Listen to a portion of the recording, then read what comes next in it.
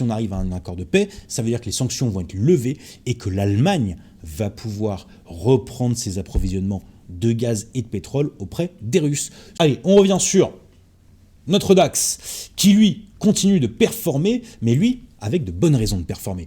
Tout simplement, on profite à la fois de la détente américaine, on profite également du fait que Trump n'a pas réagi de façon agressive vis-à-vis du rejet dont on parlait hier de l'Union européenne, de l'accord proposé qui visait à réduire les droits de douane concernant les exportations d'acier, d'aluminium, mais aussi d'autres machines, notamment des machines-outils fabriquées en Allemagne. Ce qui profite également, surtout à l'Allemagne aujourd'hui, c'est le coût de l'énergie.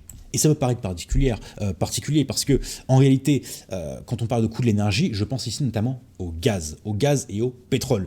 Parce que, avec le deal qui est en train de se faire, qui est en train de progresser pour mettre fin à la guerre en Ukraine, on a en ce moment d'ailleurs des négociations qui continuent d'être menées entre Pékin et Moscou, Washington et Moscou, excusez-moi.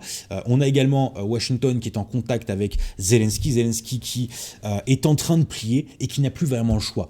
Parce qu'on apprenait pas plus tard qu'hier que plusieurs de ses proches conseillers sont en fuite, d'ailleurs sont aujourd'hui officiellement recherchés. Ils se sont barrés avec plusieurs centaines de millions de dollars de l'aide occidentale, que les Américains sont fous furieux, et grosso modo, ils vont complètement lâcher l'Ukraine s'il n'y a pas d'accord de paix signé. Or, si on arrive à un accord de paix, ça veut dire que les sanctions vont être levées et que l'Allemagne va pouvoir reprendre ses approvisionnements de gaz et de pétrole auprès des Russes. Souvenez-vous que lorsqu'on avait eu les premières sanctions qui étaient tombées, les Allemands pendant longtemps avaient continué d'acheter du gaz russe, parce que le gaz russe est incroyablement moins cher que le GNL américain, et même que les solutions de gaz qui pourraient venir d'Afrique, tout simplement à cause de la distance, du transport, etc.